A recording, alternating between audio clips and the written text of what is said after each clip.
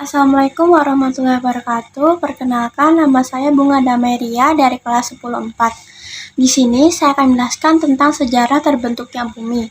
Nah, sejarah terbentuknya bumi ini dibagi menjadi 8 fase, yaitu pertama, fase awal berdasarkan teori Big Bang, yang kedua, fase pembentukan bintang-bintang, yang ketiga, fase supernova, yang keempat, fase pendinginan nebula, yang kelima, fase pembentukan matahari dan cincin planet, yang keenam, fase akresi, yang ketujuh, tahap kompresi, yang kedelapan, fase pembentukan atmosfer, samudra, beserta makhluk hidup.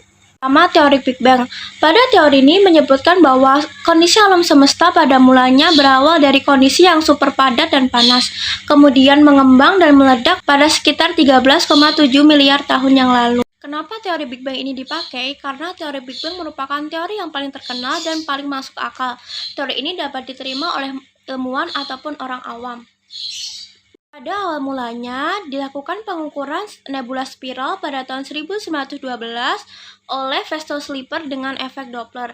Nebula spiral ini nama lain dari galaksi spiral yang telah berganti. Selang 10 tahun kemudian, tepatnya tahun 1922, seorang kosmologis dan fisikawan yang bernama Alexander Friedman menyatakan bahwa alam semesta ini akan terus-menerus mengembang. Dan pernyataan ini sangat berlawanan dengan pernyataan Einstein yang menyatakan bahwa alam semesta ini statis.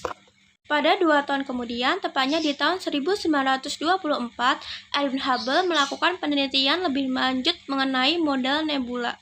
Pada 3 tahun kemudian, tepatnya di tahun 1927, teori Big Bang pertama kali muncul oleh A.B. Georges Lemaitre, seorang kosmolog asal Belgia. Menurutnya, alam semesta ini berasal dari gumpalan superatom yang berbentuk bola api yang berukuran sangat kecil. Gumpalan itu semakin lama semakin memadat dan memanas, kemudian meledak dan memuntahkan seluruh isi alam semesta ini. Dari muntahan tersebut keluar materi alam semesta yang akan berkembang menjadi seperti saat ini. Ini dilanjutkan oleh teori Big Crunch yang menyatakan bahwa alam semesta tidak akan pernah berakhir. Ia akan terus-menerus membentuk sebuah siklus. Ia akan meledak, mengembang, menyusut, ataupun menghilang dan terus-menerus seperti itu. Dalam kata lain, alam semesta ini akan terus bereinkarnasi. Nah, inti dari teori ini adalah alam semesta selalu bersifat dinamis, bukan statis. Ia akan selalu mengalami pengembangan dan tidak akan pernah berakhir. Kedua, fase pembentukan bintang-bintang. Bintang terbentuk dari gumpalan awan molekul yang berkerapatan tinggi yang disebut dengan nebula. Gumpalan ini akan menciptakan gravitasinya sendiri, tetapi gravitasi tersebut tidak stabil dan malah menghancurkan gumpalan itu sendiri. Ketika gumpalan tersebut mulai hancur dan materi intinya memanas, akan terbentuk protostar yang menjadi cikal bakal sebuah bintang. Semakin kecil protostar, maka suhunya akan semakin panas. Bakal bintang tersebut akan terbagi menjadi beberapa bagian yang menyebabkan bintang-bintang berpasang-pasangan yang akan membentuk rasi bintang. Sedangkan sisa partikel yang tidak ikut akan membentuk komet, planet, asteroid, ataupun serbuk partikel biasa. Fase supernova. Fase ini adalah ledakan dari suatu bintang yang menandakan usia bintang tersebut telah usai. Dapat dikatakan usai apabila bahan-bahan nuklir pada inti bintang telah habis dan tidak dapat menciptakan reaksi fusi sebagai penyokong hidup suatu bintang. Ledakan ini akan mengeluarkan energi yang sangat besar yang menciptakan material yang nantinya akan membentuk matahari dan bumi. 4. Fase pendinginan nebula. Hasil ledakan supernova akan meninggalkan awan debu yang disebut dengan nebula. Yang lama-kelamaan antar bahan nebula akan muncul gravitasi yang aktif dan mulai terjadi pembentukan bintang beserta matahari. Fase yang kelima yaitu pembentukan matahari dan cincin planet. Ketika kumpulan nebula mulai menyatu, yang lama-kelamaan mengalami pengerutan dan pemadatan, hingga bagian intinya menjadi panas.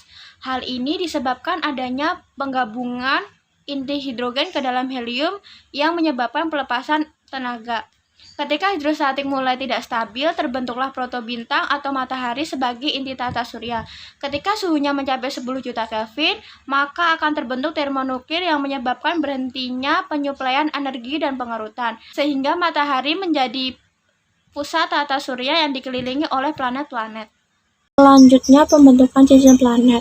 Nah, pembentukan cincin planet ini terdiri dari 3 cara, yaitu Pertama, berasal dari material piringan protoplanet yang ada di dalam batas Roche planet, di mana material tersebut tidak membentuk kelompok untuk membentuk bulan. Dua, berasal dari reruntuhan bulan yang hancur karena tabrakan yang besar. Yang ketiga, berasal dari pecahan-pecahan bulan yang hancur karena adanya tekanan pasang surut ketika bulan melewati batas Roche planet. Akresi. Nah, di fase ini adanya penambahan bahan-bahan dari luar bumi karena tabrakan meteor, dan panas hasil tabrakan tersebut akan disimpan oleh bumi. Masa ini belum ada lautan ataupun daratan, dan materinya pun juga belum seragam. Itu fase pembentukan bumi atau tahap kompresi. Nah, di sini terbentuk lapisan litosfer yang terdiri dari sial atau silium aluminium dan sima silium magnesium. Hal ini terjadi karena bahan meteor yang memiliki berat jenis lebih tinggi akan tenggelam ke pusat bumi dan melebur yang membentuk inti bumi. Terakhir atau yang kedelapan adalah fase pembentukan atmosfer, samudra, dan makhluk hidup. Fase ini dimulai dari planetasima yang berkurang kecil-kecil menghujani bumi sekitar 4 miliar tahun setelah bumi terbentuk. Gas-gas nebula matahari yang terjebak di dalam planet bumi akan terlepas karena benturan. Hal ini menyebabkan terbentuknya atmosfer pertama bumi yang mengandung nitrogen, karbon dioksida, dan uap air. Panas dari kejadian tersebut akan terjebak di dalam awan atmosfer purba. Gas-gas rumah kaca seperti karbon dioksida dan uap air mencegah terjadinya radiasi panas ke angkasa. Hal ini menyebabkan permukaan bumi meleleh dan menjadi lautan magma cair yang panas dan menyala.